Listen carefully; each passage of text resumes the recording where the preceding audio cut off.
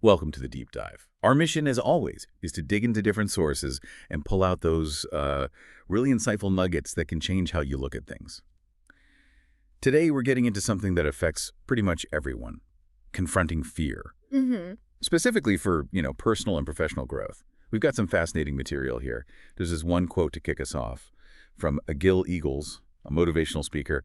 Our source author called it an absolute gem, totally life-changing. It's, if you want to be successful, you must be willing to be uncomfortable.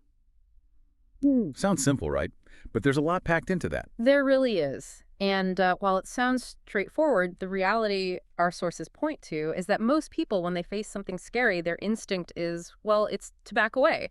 And the material is quite clear. This is fundamentally a losing strategy. A losing strategy, okay. Yeah. So today, we're going to explore why that happens, what's going on under the surface, and really how we can push back against that instinct, find ways to, transform how you handle challenges. Okay, so fear. But we need to be specific, right? The sources talk about a particular kind of fear. It's not like physical danger fear. Exactly. No, the author is pretty clear on that, admits he's scared of things like bungee jumping too. Right. The focus here is more on those internal challenges, the things that kind of stand between you and your growth, personally or professionally, things that make you nervous, maybe even terrified, but deep down, you know they're necessary if you're going to get where you want to go in life. Gotcha. And look, fear is just part of being human. Everyone feels it. But we all have different thresholds, you could say. Threshold? How so? Well, like, public speaking might completely freeze one person up, but someone else might be fine with that, yet the thought of asking a stranger for directions, utterly terrifying for them. It varies. And a lot of this connects to the idea of the comfort zone, which the sources bring up quite a bit. Can you walk us through that concept? Sure. Imagine like a circle. Everything inside that circle is your comfort zone. It's familiar. It's safe. Non-threatening. It's where you do your routine stuff, chatting with friends, maybe filling out daily paperwork, things you don't even think about. No stress. Right. The everyday. Exactly. But then you have experiences or maybe challenges that fall outside that circle. The source material pictures these as little X's. Okay, X is outside the circle. And the further that X is from your circle, the more intense the fear. You start feeling nervous, right? Palms might get sweaty, heart pounds a bit. Yeah, that physical reaction. Totally. And then the internal chatter starts, can I actually handle this? Are people going to laugh at me? What will my friends think? Or my family? All those doubts. So thinking about that X, Yeah. what does it represent for you listening right now? What's that specific thing making you hesitate? Maybe it's approaching new clients, or thinking at a career change, learning something totally new, going back to school maybe, or just telling people what's really on your mind, or that classic one public speaking. The material makes it really clear. Millions of people feel these exact same things. You're definitely not alone. Yeah, absolutely not. And the authors actually did surveys, asked audiences to anonymously write down the fears that were holding them back. Oh, interesting. What came up? The results were really consistent. The top ones were, number one, almost always, public speaking or giving presentations. Just a huge fear for so many. I believe it. Then, number two, hearing no or just having ideas rejected. Really common for salespeople, but relevant for lots of people. Sure. Three, changing jobs or starting their own business. Seeing that more and more, especially with people feeling stuck.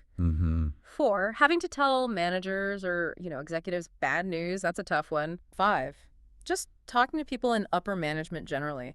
That fear of sounding silly or stupid. Right. Intimidation factor. Totally. And finally, number six, just a general fear of failure. That kind of hangs over everything and stops people from even starting. Wow. That's quite a list. As you hear that, does anything ring a bell? Something you're dealing with now or maybe have in the past? It's kind of humbling to see how common these are. But the point the sources keep making is, yeah, the fears are real, but your ability to tackle them, it's stronger. Definitely. So let's flip it. What actually happens when you do back away, when you let the fear win? The insights here are pretty blunt. They say the only benefit, the one single upside, is that you get a moment of relief from anxiety. That's it. Like deciding not to give that presentation. Okay, you avoid the sleepless nights, the pre-talk jitters for a moment. Exactly. And the authors stress this. They've asked thousands of people, and nobody has ever come up with another real benefit of retreating from fear. No other benefit, but there's a cost. Right. Oh, absolutely. A huge cost. And the material lays it out very starkly. Your self-esteem takes a hit. You feel powerless, frustrated. You end up basically sabotaging your own success. And ultimately, you risk leading a life that's, well, uneventful, maybe even boring, and paying that price, that really high price, just to avoid some temporary discomfort. The source calls it insane. Insane. That's strong language. It is. But when you weigh that momentary relief against the long-term damage to your self-worth and the missed opportunities, you can see why they use that word. The immediate comfort is just so tempting, it overrides the long view. Yeah, I get that. The sources also share some personal stories to make this really concrete. First, there's the author talking about high school. He was super shy. Right. He mentions never asking anyone out on a date. Why? Purely to avoid any possibility of rejection. And the result? Well, he felt awful about it. He used the phrase wimped out, felt powerless, and predictably didn't have much of a social life. So he was basically saying no to himself first. Precisely. He sabotaged himself before anyone else could.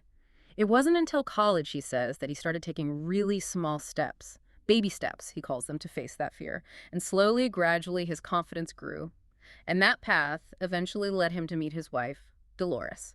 They've been married 18 years now. It shows how those small, early acts of courage can compound. That's a great example. Then there's Dottie Berman's story. Incredible. She was a high school English teacher for 32 years. 32 years. But since she was 10 years old, her real dream was show business. Wow. So what happened? Well, it was a real struggle. She actually resigned once back in the late 80s to go for it. But the fear was just overwhelming. She ended up withdrawing her resignation. Oh, wow. So she went back. She did, but that dream didn't just disappear. 6 months later, January '89, she was in her 50s, and she decided, right, this time I'm doing it. She faced the fear and retired for good. And it worked out. By 1992, she'd created her own one-woman musical show. And get this, it was based on her feels about leaving teaching. No way. That's brilliant. Isn't it? Then, in her 60s, she released a CD, started performing in cabarets, traveling around, and she says she's never been happier. That's fantastic. So these stories show it's possible, but how? The sources say there's no, magic wand for fear. No, definitely not. But there is a core strategy. It's about reframing the situation. Reframing. Yeah. Instead of focusing on, will I perform perfectly or will people laugh? Well, you change the definition of winning. Consider yourself an immediate winner the moment you take the step, the moment you do the thing you fear. Okay, so the action itself is the win. Exactly. Take public speaking again. The second you stand up there, even if your voice shakes or your knees knock, you've already won because you faced it. You showed up. Oh. That act alone boosts your self-esteem. Skill development, that comes later. It's like learning tennis or swimming, the source says. You don't expect to be great the first time. Right, you just got to get in the pool first. Precisely. The action is the key. That makes sense. The author even mentions his own first speech back in '88. Says he was terrified, totally reliant on his notes. Yeah, barely looked up, apparently. But the content was good, and he just kept doing it, gradually getting better over, 11 years? Until he became a professional speaker. So it takes time. And persistence. And that positive attitude, that can-do mindset, the source emphasizes this isn't just wishful thinking. It's that extra push you need to actually act, even when you feel scared. Okay, so act despite the fear, reframe the action as the win. And that leads to another great analogy they use, the courage muscle. The courage muscle. Yeah, like any muscle, you can develop it. How? By exercising it, by doing things that scare you. And here's the really cool part, the bonus. When you do something outside your comfort zone a few times, it stops being outside your comfort zone. So the zone actually expands. It expands. That scary X eventually moves inside the circle. It becomes familiar. And there's a ripple effect too, right? The confidence doesn't just stay in that one area. Exactly. That's the spillover effect. Confidence you build, say, by mastering public speaking, it doesn't just stay there. It can make you better in sales or more decisive as a leader or even just, a better listener.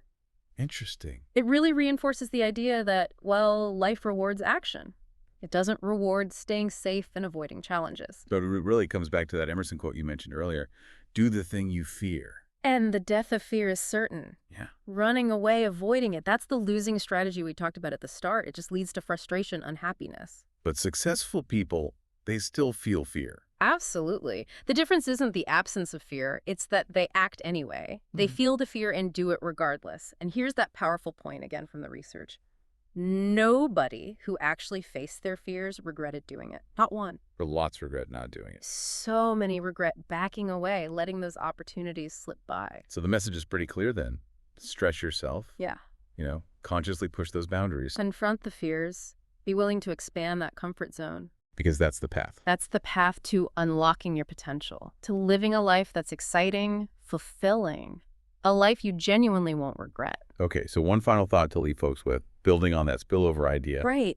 If building that courage muscle in just one area can positively impact so many other parts of your life, think about this.